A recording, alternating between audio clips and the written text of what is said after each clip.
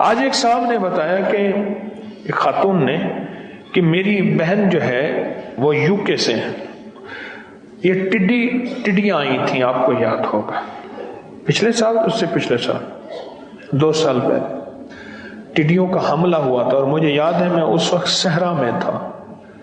اتنی تھی کہ بندہ نا اتنی گٹھیاں بڑھ لے، اتنی لاکھوں کروڑوں تھی، اور وہ جس فصل پہ بیٹھتی تھی، جس درخت پہ بیٹھتی تھی، وہ ختم ہو جاتا. کہتی تھی کہ میری بہن نے اپنے شوہر سے پوچھا کہ ہماری زمینیں اور فصلیں کہاں کہاں ہیں. غور سے سنیے گا،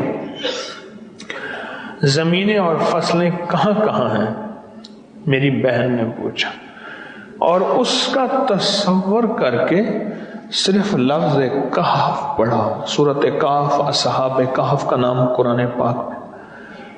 اس کا تصور کر کے کہف پڑھتی رہی، کہف کہف کہف کہف.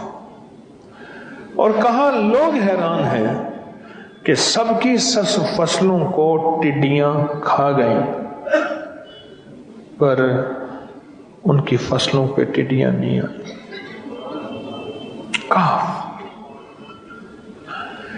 یہ دعائیں، یہ ذکر، یہ تسبیحاں، یہ مانگنا زندگی میں ایسے کام آتا ہے. دیکھ لیں، ایسے کام آتا ہے. بندہ ایک ملک میں بیٹھا ہے، ٹڈی دوسرے ملک میں آئی ہے، اور وہاں اس نے کہف کے ذریعے حفاظت کا نظام بھیجا ہے، اور کہف سے حفاظت ہو گئی ہے، ہو گئی.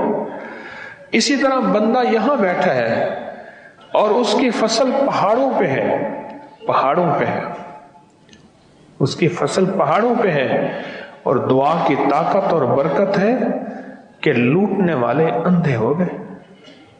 یہ ہے دعا کی برکت، یہ ہے لفظوں کی طاقت، یہ ہے حرفوں کی طاقت، اور یہ ہے مانگنے کی قوت، مانگنے کی طاقت، مانگنے کی قوت.